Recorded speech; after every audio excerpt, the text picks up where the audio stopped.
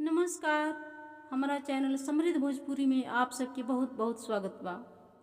आज हम गावतनी एगो कजली गीत। पसंद आई लाइक कमेंट जरूर करब सभे। चैनल के सब्सक्राइब कइल ना भूलाब सभे, इससे हमरा प्रोत्साहन मिली और आप सबके तुरंत नोटिफिकेशन।